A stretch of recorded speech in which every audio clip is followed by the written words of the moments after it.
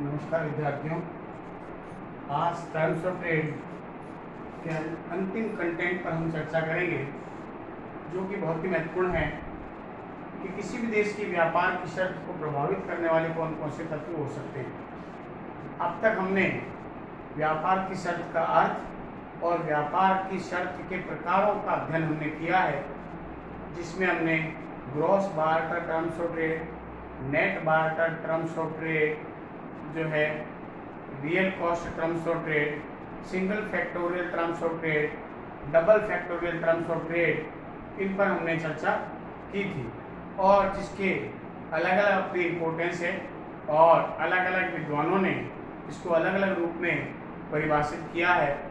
इसमें किसी ने आयात मूल्य और निर्यात मूल्य का सूचकांक को लिया, किसी ने आयात मात्रा और निर्यात मात्रा के सूचकांक को लिया, किसी ने आयात मात्रा निर्यात मात्रा के सूचकांक तथा आयात मूल्य और निर्यात मूल्य के सूचकांक को लिया, किसी ने निर्यात उद्योगों की उत्पादकता को साथ में लिया, किसी ने निर्यात उद्योगों और आयात उद्योगों दोनों की उत्पादकता को साथ में लिया, किसी ने डिस यूटिलिटी इंडेक्स जो रहता है, यानी निर्यात उद्योगों की जो डिस यूटिलिटी इंडेक्स है उसको साथ में लिया। इस प्रकार से एक अलग अलग तत्वों को जोड़ते हुए अलग अलग शर्तों का प्रतिपादन किया गया।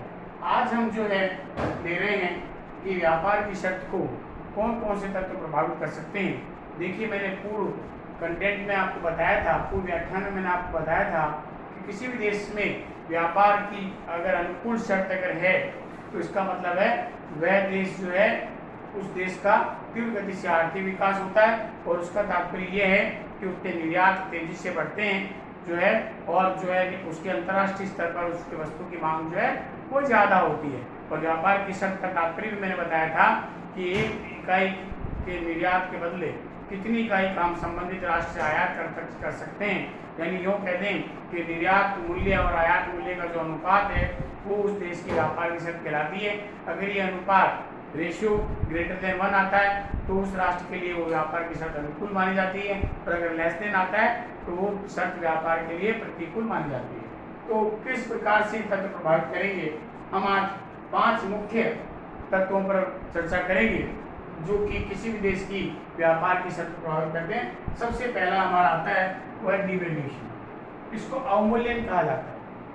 देखिए, अवमूल्यन का क्या तात्पर्य है कि एक राष्ट्र के द्वारा जानबूझ करके दूसरे राष्ट्रों की तुलना में अपनी मुद्रा का मूल्य कम कर लेना, उसे क्या कहते हैं, अवमूल्यन कहते हैं। अवमूल्यन एक ऐसी विधि है कि अगर कोई भी राष्ट्र जो है अंतर्राष्ट्रीय बाजार में अपनी जगह बनाना चाहता है या दूसरे राष्ट्र जो है फर्म को उससे बाहर निकालना चाहता है तो अवमूल्यन का सहारा लेता है।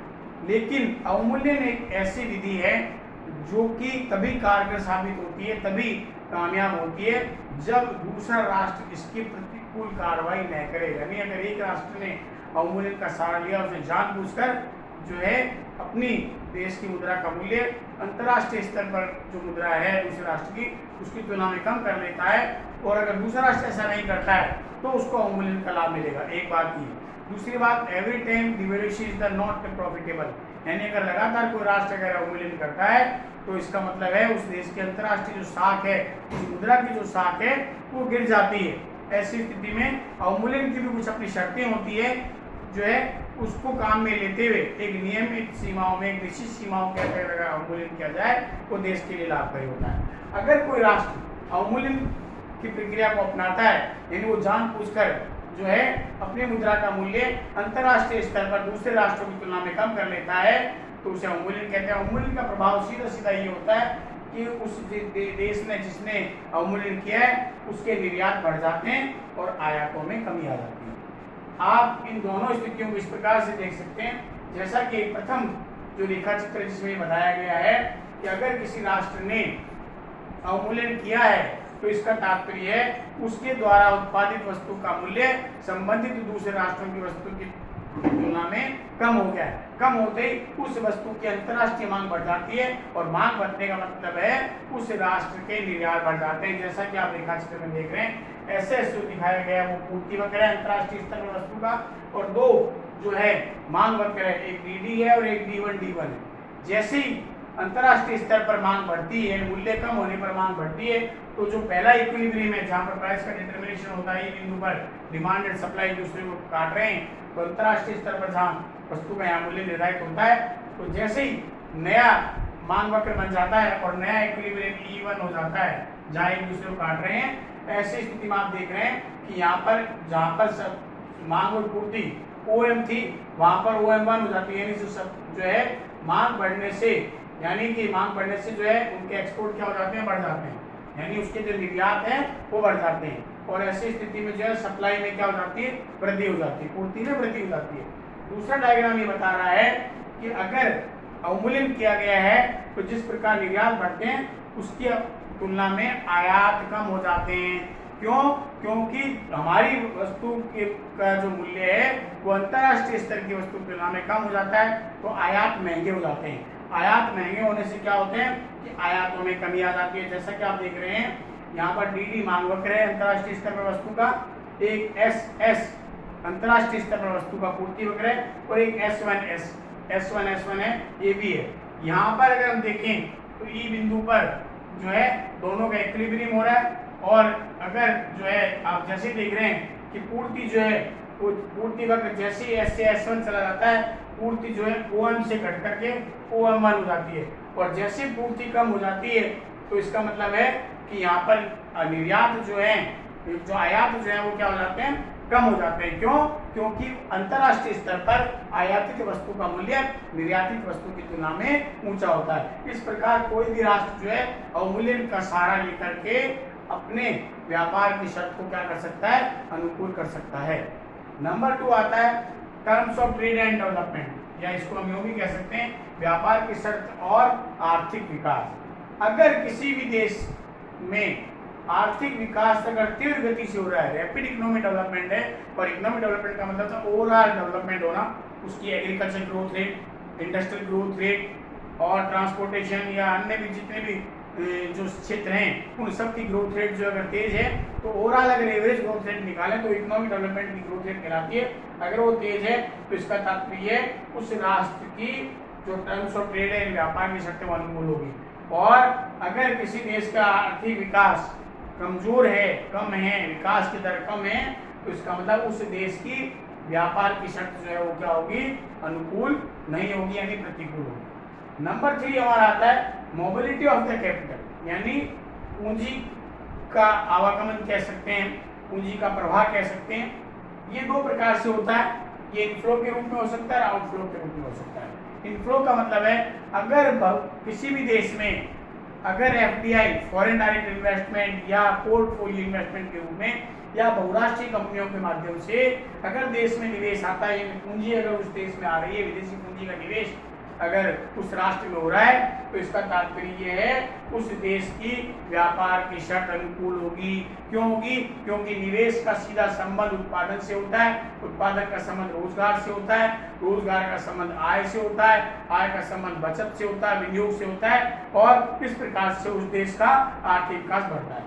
अगर इसके विपरीत अगर घरेलू पूंजी विदेश में चली जाती है, यानी हमारे जो निवेशक हैं, हमारे जो डोमेस्टिक इन्वेस्टर्स हैं, हमारे देश के जो नागरिक हैं, वो अगर अपने देश में निवेश नहीं करके अपनी पूंजी को अगर बाहर ले जाते हैं, तो इसका सीधा प्रभाव जो है उस राष्ट्र के व्यापार की शर्त पर पड़ता है, और वो व्यापार की शर्त प्रतिकूल हो जाती है। क्योंकि निवेश घटने से रोजगार के अवसर कम होते हैं, उत्पादन कम होता है, आय कम होती है, बचत कम होता है, विनियोग कम होता है, और ओवरऑल इसका प्रभाव जो है वो प्रतिकूल देखा जा सकता है।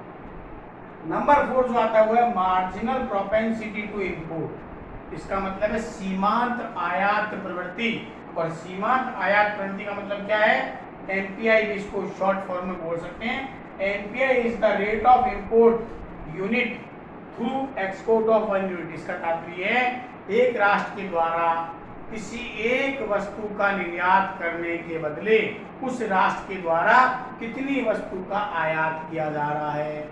अगर निर्यात इकाई कम है और आयातित इकाई ज्यादा है, तो इसका मतलब है उसकी व्यापार की शक्ति प्रतिकूल होगी, और उसके द्वारा की जाने वाली निर्यात यानी NPI अगर ज्यादा है तो इसका प्रभाव 3 प्रकार से देखा जा सकता है।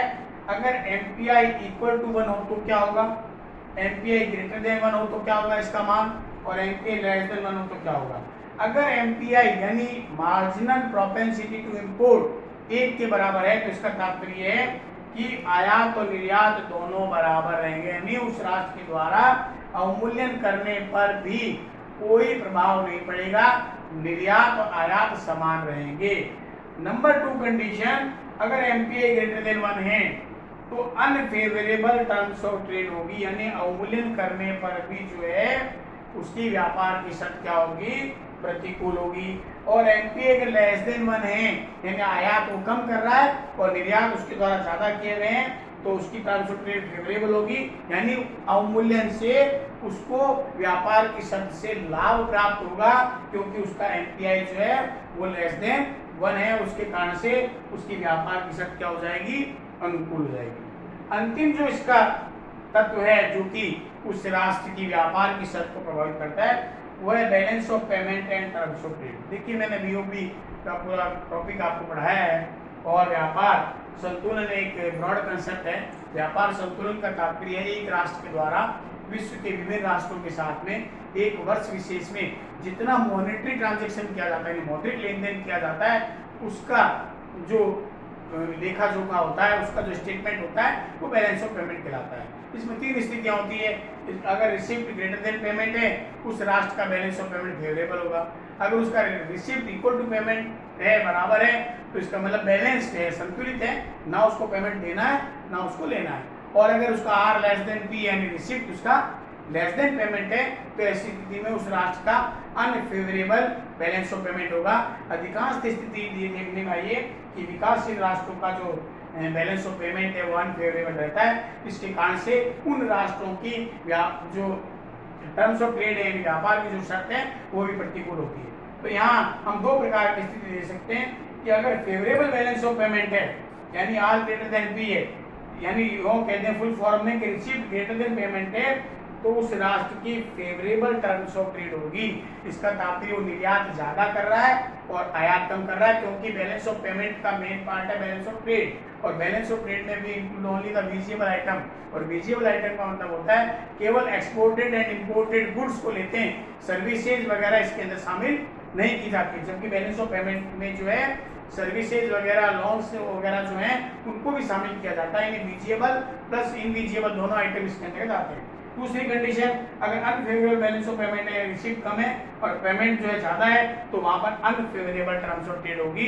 इसका मतलब है उस राष्ट्र के द्वारा अपने विकास कार्यों के लिए भारी मात्रा में आयात किया जा रहा है, जबकि उसके द्वारा किया जाने वाला निर्यात कम है। इस प्रकार से ये विभिन्न तत्व हैं जो कि किसी भी देश की व्यापार की शर्त को प्रत्यक्ष अथवा अप्रत्यक्ष रूप से प्रभावित करते हैं।